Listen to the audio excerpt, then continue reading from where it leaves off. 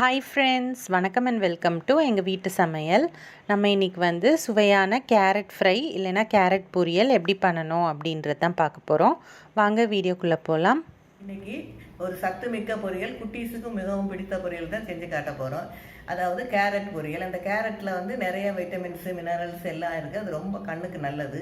அதாவது நாங்கள் இன்றைக்கி வித்தியாசமான பொரியலை ஒரு கேரட் பொரியல் செஞ்சு காட்ட போகிறோம். வாங்க பார்க்கலாம். இதுக்கு வந்து ஃபஸ்ட்டு நம்ம கேரட்டை வந்து நல்ல மஞ்சள் கலந்த தண்ணியில் நம்ம வந்து கழுவிடணும். கழுவி இந்த மாதிரி தோலெல்லாம் வந்து சீவி எடுத்துடலாம். நம்ம சீவிட்டு இந்த மாதிரி சதுரமாக நம்ம வந்து வெட்டி எடுத்துக்கலாம். இப்போ நம்ம வந்து 1/4 கிலோ கேரட் போல் நம்ம நறுக்கி வச்சுருக்கோம். பொதுவாக கேரட் வந்து ரொம்ப நாள் இருக்கணும்னா அந்த மேலேயும் கீழேயும் நம்ம இந்த மாதிரி வெட்டி வச்சிட்டோம் அப்படின்னா அது வந்து கெட்டு போகாமல் அழுகாமல் இருக்கும். இப்போ வந்து இந்த வெட்டின கேரட்டில் கொஞ்சமாக உப்பு சேர்த்து நம்ம நல்லா பெரட்டிக்கலாம்.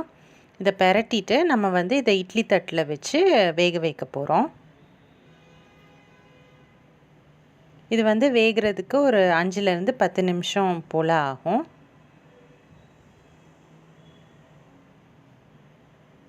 இதை ஸ்டீம் பண்ணி எடுத்துருவோம் நம்ம. இப்போ வந்து கேரட்டை நம்ம வந்து வேக வச்சு எடுத்து வச்சிட்டோம். இப்போ அதுக்கு வந்து போட வேண்டிய மசால் வந்து ரெடி பண்ணிக்கலாம்.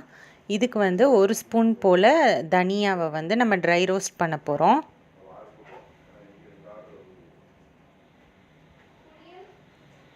நெக்ஸ்ட்டு 1 ஸ்பூன் போல் உளுத்தம் பருப்பை நம்ம ட்ரை ரோஸ்ட் பண்ண போகிறோம்.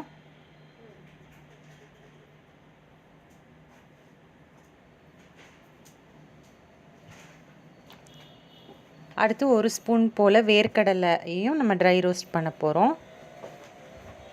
நெக்ஸ்ட்டு 1 ஸ்பூன் போல் வெள்ளை எள்ளு, இதையும் நம்ம வந்து வறுத்து எடுத்துக்க போகிறோம்.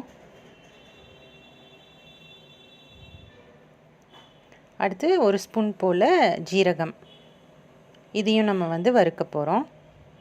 இப்போ வறுத்த எல்லாத்தையும் நம்ம வந்து பொடி பண்ணிடலாம்.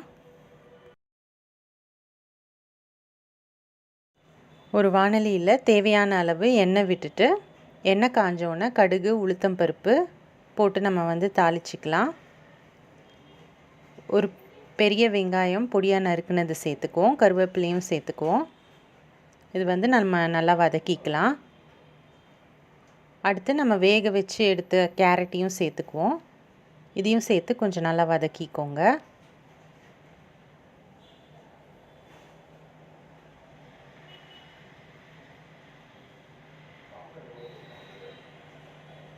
இதில் வந்து கொஞ்சோண்டு மஞ்சத்தூள் சேர்த்துக்கோங்க.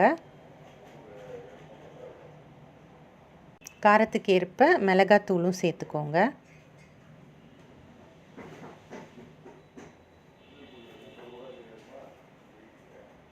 நெக்ஸ்ட்டு நம்ம அரைச்சி வச்சுருக்க அந்த பொடியையும் சேர்த்து கொஞ்சம் நல்லா வதக்கிக்கோங்க.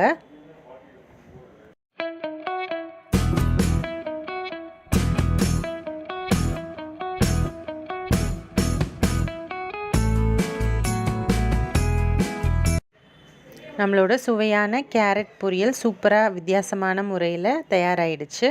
நீங்களும் ட்ரை பண்ணுங்கள். ட்ரை பண்ணிவிட்டு உங்களோட ஃபீட்பேக்கை எங்களுக்கு கமெண்ட்ஸில் போடுங்க.